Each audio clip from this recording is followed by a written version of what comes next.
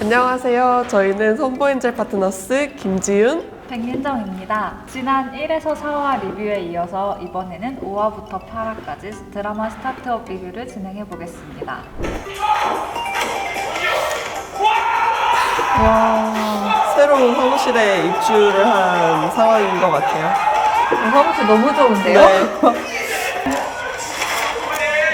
네. PPL이네요. 저희 사무실도 저 브랜드 아닌가요? 왜 책상이 다르죠? 왜 저희는 저거 안 되냐고요? 올라가는 거. 그러니까요. 가끔 졸려올 때 일어나서 일하고 싶은데. 저희 사무실도 여기랑은 약간 차이는 있지만 네. 패스트5라는 네. 스타트업들이 많이 입주해 있는 공유 오피스에 있는데요. 네. 어떻게 보세요?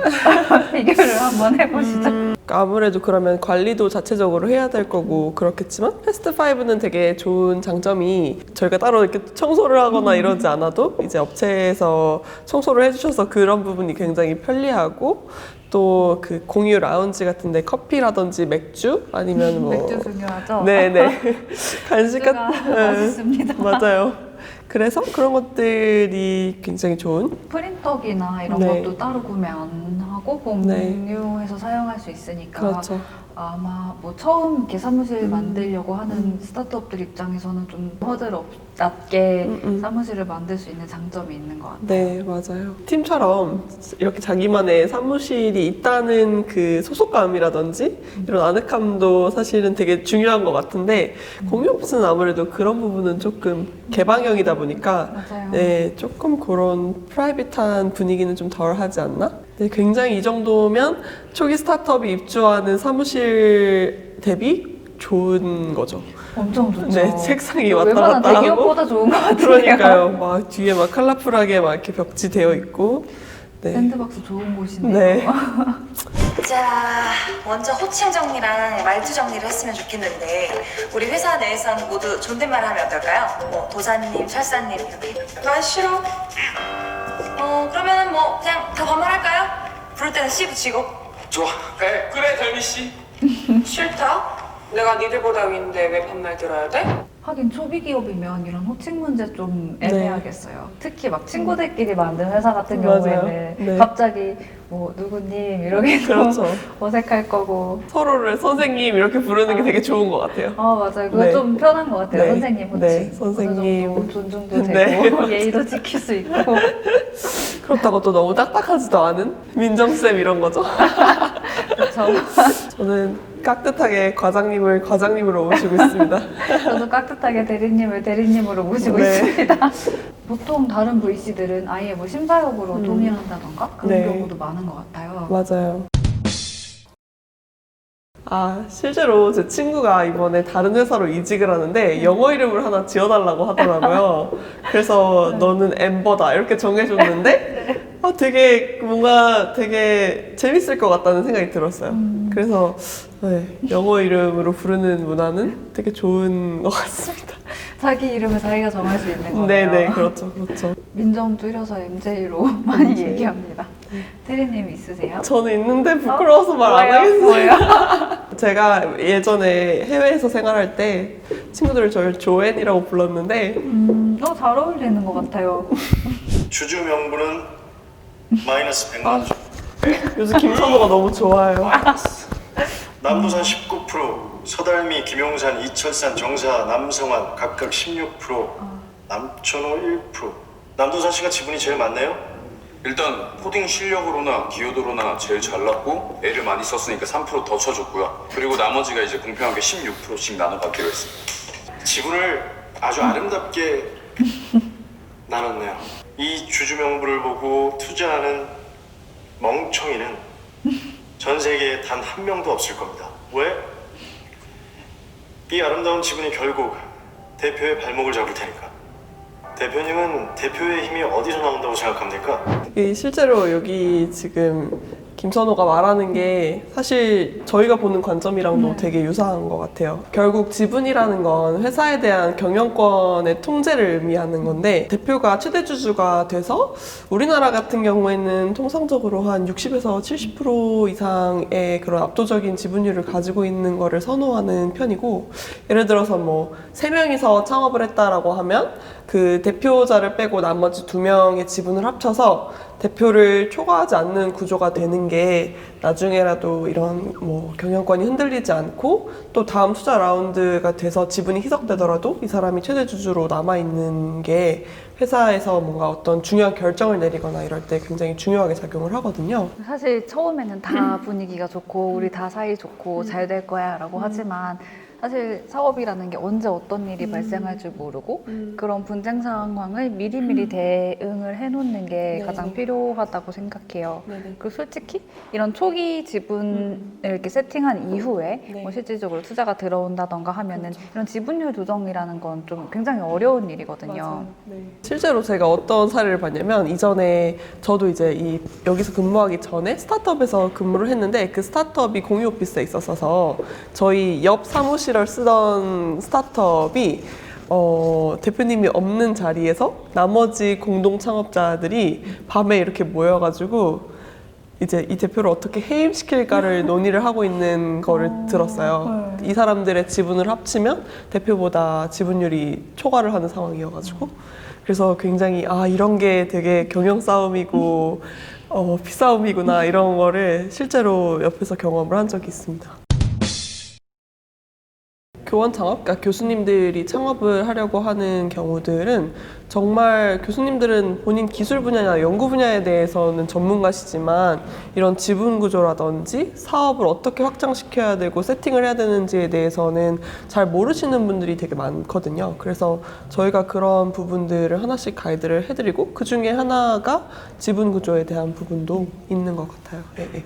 사실 투자를 받는다는 거에 대해서도 뭐 받으면 좋다 정도지 이게 실질적으로 회사에 어떤 영향을 미치는지나 이런 거를 잘 모르고 재무적으로 이게 어떻게 표현이 되는지 같은 것도 네. 조금 헷갈려 하시는 분들이 있어서 저희는 최대한 좀 네. 이렇게 자세히 설명을 드리려고 노력하고 있습니다.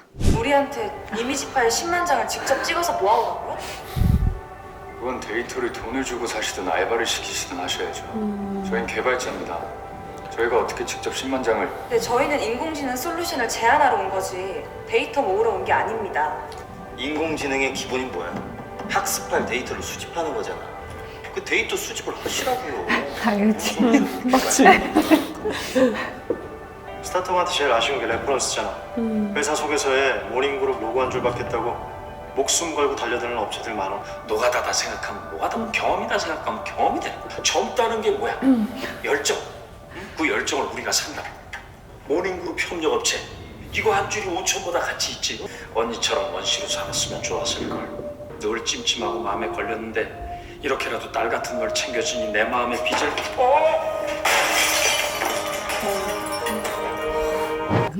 되게 공감이 됐어요. 대기업의 레퍼런스가 스타트업한테는 그 어떤 돈보다 중요하다라는 부분이 되게 많이 공감을 됐고 실제로도 그 레퍼런스를 얻기 위해서 분투하시는 대표님들을 많이 봤기 때문에 어느 정도 공감이 되고 또 이 우리나라의 어떤 이런 현실을 보여주는 그런 장면인 것 같아요. 근데 또 사실 레퍼런스가 어떤 레퍼런스냐에 따라서 또 다를 것 같아요. 네. 지금은 그냥 이름 줄 테니까 막노동 대신 내줘. 이 정도잖아요. 그렇죠, 그렇죠, 그렇죠. 이거는 사실 결국에는 무슨 사업을 같이 했는지 다 파보게 되고 거기서 드러나면 약간 의미 없는 시간이 될 테니까 이런 거는 덥석 받으시는 것보다는 자기 사업의 코어를 더 밸류업할 수 있는데 시간을 쏟으시는 게 훨씬 더 좋지 않을까 네. 생각합니다. 네. 아 너무했네요. 근데 이 사람은 또 그러니까요. 옛날에 이런 과거를 들쑤시면서 회사 사업 파트너가 이러면 어떨 그렇죠. 것 같으세요? 사업 파트너가 명패를 부시고 나온다? 어떻게 될지 모르는 네. 잠재 고객님 앞에서 그렇죠. 화가 난다고 명패를 던진다. 지난 화에서도 말씀드렸지만 정말 레퓨테이션은 중요한 것 같은데 이렇게 감정적으로 행동하면 결국엔 다 나한테 돌아온다. 이게 되게 단편적으로 그 사람이 그냥 명패를 이렇게 던지고 나왔더라 라는 소문만 피상적으로 겉돌 수가 있거든요. 맞아요. 네. 앞뒤 사정 다 없이 자르고, 네. 소문을 어떻게 좀 뒤바꿀 수 있을지도 네. 모르는 거고 네. 그래서 항상 조심하고 착하게 살아야 네. 합니다. 제 사업 파트너가 이러면 정말 피곤할 것 같아요. 같이 사업하면 안 될 것 네, 같아요. 안 되죠, 안 되죠. 근데 네. 여기서 이제 같이 사업 못하겠다라고 해야 하는데 달미는 지금 여기 어디 갔어? 이러고 있다고요. 아니 물론 이거 좋은데 그쵸. 좋은데 전 이 장면이 제일 좋은 것 같아요. 너무 길어요. 근데 이 분위기가 막 바람 이렇게 불고 딱 예쁘게 노을도 지고 감았어. 눈빛 봐.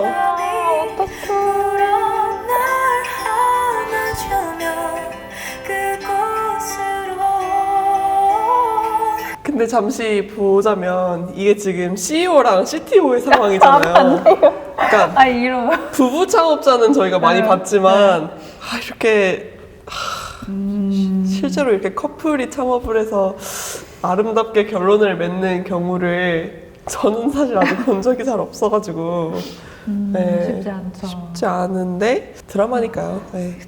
그리고 뭐 상대방이 남주역이고 수지면 저 같아도 뽀뽀하고 안 하고 싶겠어요? 네. 그쵸. 사업이 중요한 게 아닐 수도 있어요. 이렇게 되면. 그럼요. 좋습니다. 뽀뽀를 앞으로 더 많이 해줬으면 좋겠어요.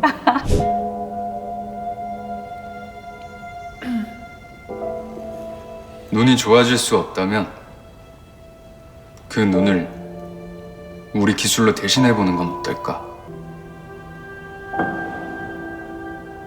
난 내가 이거 하려고 이미지 인식을 했나 막 소름 끼치던데 나만 그래? 이상. 아이씨.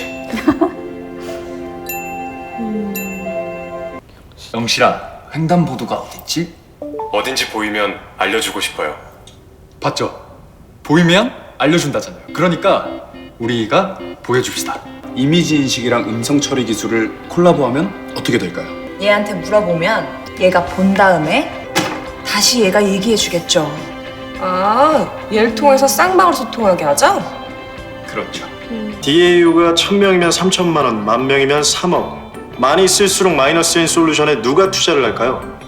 어딘가 있겠죠. 저희 솔루션을 듣고 마음을 움직일 투자자가 세상에 하나도 없을까? 없어요. 투자자를 움직이는 건 딱 하나. 돈입니다. 아니요. 돈 말고도 다른 이유로도 설득할 수 없습니다. 이게 사용자가 모일수록 적자인 사업 구조잖아요. 그래서 좀 찾아봤더니 실제로 그 마이크로소프트에서 이거랑 똑같은 눈길이랑 똑같은 서비스를 했더라고요. 대기업 같은 경우에는 당연히 돈이 많으니까 이런 사회공헌적인 서비스들을 했을 때 그게 어느 정도 적자 구조가 나도 기업의 이미지 제고를 위해서는 좋을 수 있지만 만약에 이렇게 영세한 스타트업 같은 경우에는 물론 당연히 필요한 서비스라고 하더라도 조금 나중에는 돈이 될 만한 것들로 확장을 해야 될 수도 있다는 생각은 좀 들었어요. 사실 지금 이 API 비용이 문제인 거니까 좀 여기는 이제 사회적 기업적인 모습으로 사업 모델을 세팅해 가고 있고 그러면 그쵸. 아예 이 API를 제공하는 곳이랑 좀 딜을 하면 어떨까 싶기도 해요. 네네. 그 또, 회사 자체의 그러니까 API 제공 회사 자체의 이미지도 좀 쇄신이 될 것 같고 네네. 요즘 그 소셜 임팩트 투자라고 하는데 그 되게 이런 사회공헌적인 서비스를 하는 기업을 대상으로 투자를 전문적으로 하는 투자 회사들도 많이 늘어나고 있고 또 임팩트 펀드 네. 펀드 자체가 아예 결성이 되기도 하고요. 맞아요. 그래서 이런 이미지를 처음에 가지고 가는 게 투자 유치를 할 때는 크게 문제가 되진 않을 것 같다는 생각은 해요. 네.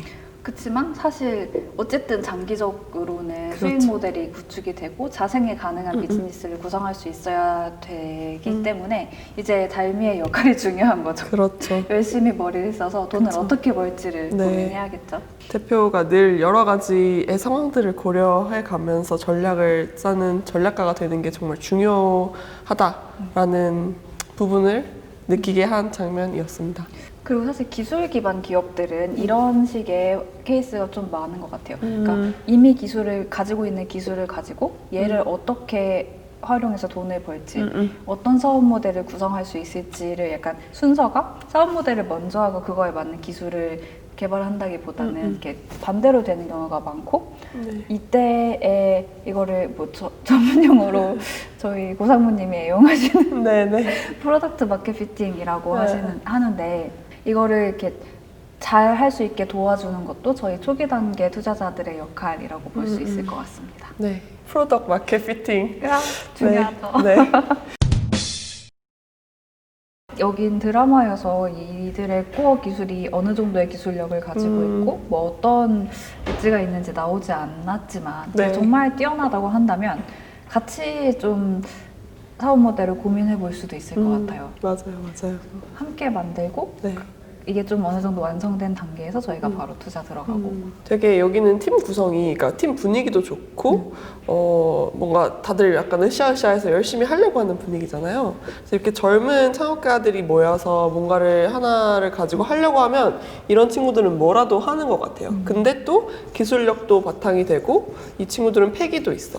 그러면 이 사람들만 보고 저희가 투자를 집행을 한다고 해도 그렇게 손해보는 건 아닐 것 같아요. 그 나머지 것들은 저희도 같이 고민을 과장님 말씀해 주신 것처럼 하면 되니까. 그 창업팀들이 좀 많이 중요한 것 같아요. 맞아요. 네. 얼마나 의지를 가지고 열정을 가지고 하고자 하시는지. 네.